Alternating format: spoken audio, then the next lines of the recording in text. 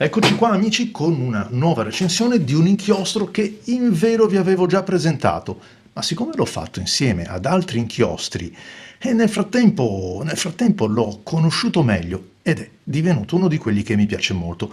Si tratta del rosso melograno di Scribo, scrittura bolognese. Allora, come spesso adesso succede, vi rimando alla presentazione generale di questi inchiostri dove parlo un po' dell'azienda, della loro formulazione, del loro posizionamento sul mercato, del brand in generale. Vi lascio il link qui nella scheda sopra il video e oggi ci occupiamo invece squisitamente di come scrive e che cosa determina questo bell'inchiostro quando lo mettiamo nelle penne stilografiche. Ho scelto una Kaweco Student per la prova di oggi. Il pennino, se non ricordo male, è un pennino fine, perfetto, che mi piace molto, e ovviamente l'ho provato come per tutti quanti prima di parlarvene approfonditamente. E andiamo a vedere un po' il calamaio, un calamaio che mi piace, sì, mi piace per diversi motivi. Il primo, bocchettone di una misura adeguata per farci passare tutte le penne stilografiche, grandi, piccole che siano, e una bella quantità di pescaggio. Calamaio ve l'ho descritto forse addirittura in un video a sé stante dove parlavo di come dovrebbe essere fatto secondo me un calamaio per penna stilografica. La particolarità di questo, lo chiudo bene per evitare disastri, è che come vedete scavato sotto 90 ml non sono pochi, quindi tanto inchiostro, una sagoma un po' particolare che però consente, grazie a questa profondità rispetto a livello del calamaio, di andare a pescare anche l'ultima goccia di inchiostro. Molto bene, vetro, troviamo l'etichetta con il colore e soprattutto lo troviamo sul tappo. Sapete che la caratteristica di questi calamai è che si possano impilare l'uno sopra l'altro. Non ci resta che andare a provarlo e vedere come funziona. L'analisi visiva di questo inchiostro, vediamo se sono riuscito. Ok, guardate, non ho combinato disastri, che è incredibile. L'analisi visiva ci dice un colore cangiante con molte sfumature. Spero che il video riesca a farvele trasparire nelle immagini anche che vi metterò sopra a scorrere. Molte venature, molte contaminazioni, si va dal rosso granato a quello vero del melograno. È un inchiostro che conserva anche poi nel suo aspetto quello che ci promette nel nome. Sfumature, ma soprattutto una bella saturazione, una capacità coprente, un inchiostro che non ha profumo, non ha odore, quindi per me ben venga. Non dà, fino adesso non ho mai avuto problemi di intasamento, ma sapete che io sono uno che lava parecchio le penne, nel senso che le pulisce, non le lascia ferme, incrostate quando non le usa, e quindi insomma fino adesso non ho avuto disavventure. Un inchiostro che all'inizio poteva... Sì, mi era sembrato quasi tutto sommato molto simile ad altri a primo impatto, invece non è così, perché adesso lo riconosco davvero in mezzo a tanti altri e andiamo subito a provarlo. Innanzitutto un inchiostro che mantiene la gradazione del tratto. Non lo fa aumentare, non lo fa diminuire, e questo già è una cosa buona. Un inchiostro che evidentemente riesce ad addensarsi dove serve sul nostro pennino senza accumularsi troppo, senza fare troppe sbavature. Insomma, un bel tratto. Sappiamo che la carta Rhodia ci mette del suo, ma un tratto giusto, così come dovrebbe essere la gradazione nominale del pennino. Tra l'altro un inchiostro, quando vi parlavo, aspettate che se no scrivo delle... quando vi parlavo della tinta, dell'osservazione visiva, all'analisi sensoriale sembra un vino, sembra di vedere un vino, un rosato scuro quando lo osserviamo nel bicchiere. Davvero bisogna farsi forza per non berlo quanto è invitante. Rosso melograno di Scribo, scrittura bolognese. Una bella tinta che tra l'altro viene anche premiata dal bianco di questa carta. Questa qui invece è una Kaweco Student. Come potete vedere, la scorrevolezza sembra farla un po' da padrona, e se non fosse che l'inchiostro ha un pigmento così ben armonizzato con l'inchiostro stesso, cioè con tutti gli altri componenti, tenderebbe ad essere un po' troppo scioltarello.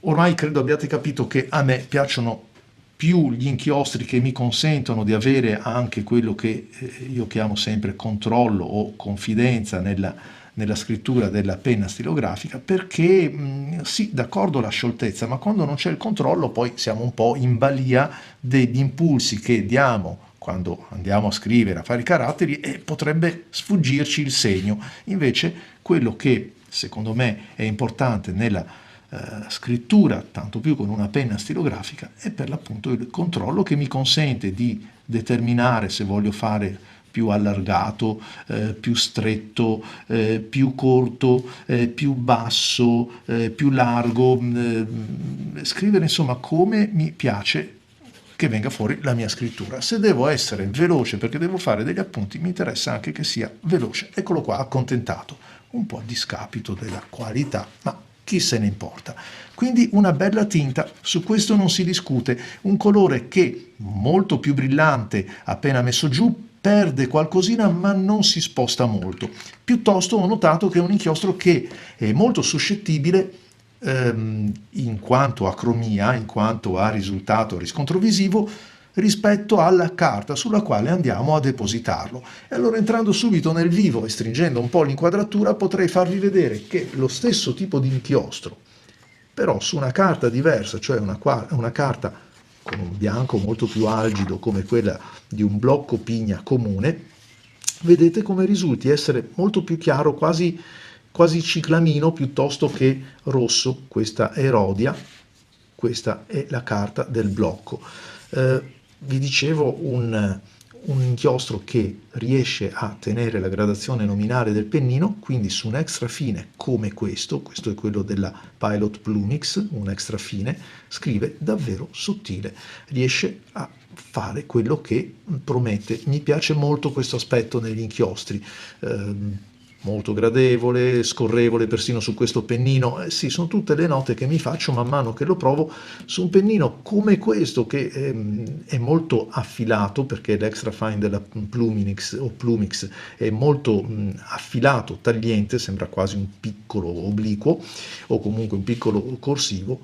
Invece cambiando proprio diametralmente, passando da un'altra parte, con un doppio broad, che è quello Pelikan, che uso spesso come test per capire per esempio la qualità di shading, la qualità della deposizione sulla fibra della carta, come vedete resta la tinta, sebbene più profonda come tonalità, perché c'è più inchiostro nell'immediato, il flusso è maggiore, però la tonalità resta quella, un inchiostro vivace, un inchiostro molto, molto gradevole, nulla da dire. Non c'è effetto spiumaggio, non c'è effetto spiumaggio neanche qua con un pennino che va a tagliare un po' la carta. Quindi bene, forse potremmo imputare a questo inchiostro che manca un pochettino di variazione, manca un po' di shading, cosa che soltanto sulle carte più pregiate, quelle che di solito riescono a mettere anche in evidenza queste peculiarità meno facili, diciamo, da far emergere, allora viene fuori. E andiamo a guardarlo anche su un'altra carta che mi piace molto, che è quello della Fabriano e Coqua, una carta con un'intonazione molto più calda, come vedete, e con un pennino, ma guarda un po', 18 carati, un pennino extra fine, quindi di innegabile qualità. Ecco che cominciamo a riscontrare questa variazione di sfumature, che in realtà non è tanto la sfumatura quanto dipende dal flusso dell'inchiostro, da quanto ne viene erogato, che gli dà senz'altro un po' di mordente, un po' di vivacità. Passa il foglio, ma neanche per sogno. Qui vi ricordo che l'ho provato da questa parte col doppio broad della Pelikan. No, non passa il foglio, anche questo è un'altra nota di merito.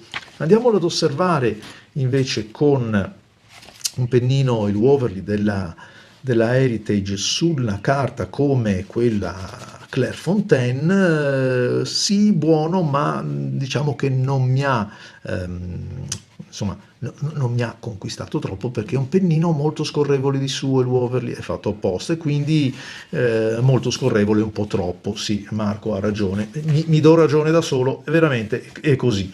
Qui invece lo andiamo a vedere sempre su una Clairefontaine, ma con una rigatura un po' diversa e soprattutto con il pennino Falcon, l'FA, e qui veramente c'è da divertirsi, perché la stessa cosa che abbiamo osservato con, faccio un po' di posto, con lo scribo piuma, un bel pennino, lo troviamo anche qua. Vedete come il tratto diventa un po' più spesso, quindi più fitto, un po' più scuro, un po' più profondo, cioè una bella variazione di saturazione che senza dubbio va a premiarlo. Sempre sul quaderno Ecoqua di Fabriano lo proviamo con un'altra gradazione. È un bel inchiostro, c'è poco da dire. Unisce queste due caratteristiche che secondo me lo rendono molto valido.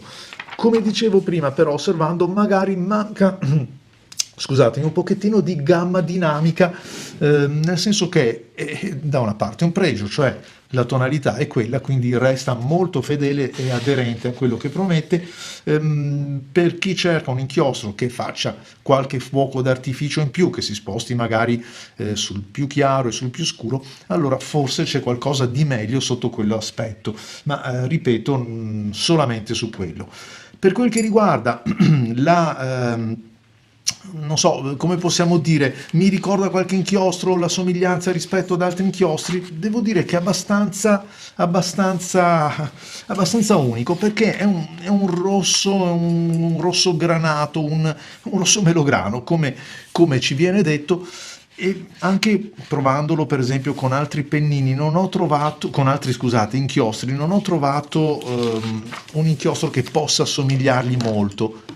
Partendo dal rosa, beh, insomma il Morinda no, è troppo rosso, partendo da un rosa, chiamiamolo così, muovendo un po' da una base rosa-rosso, partiamo dallo Star Ruby di Edelstein, che è un bell'inchiostro anche questo, davvero bello.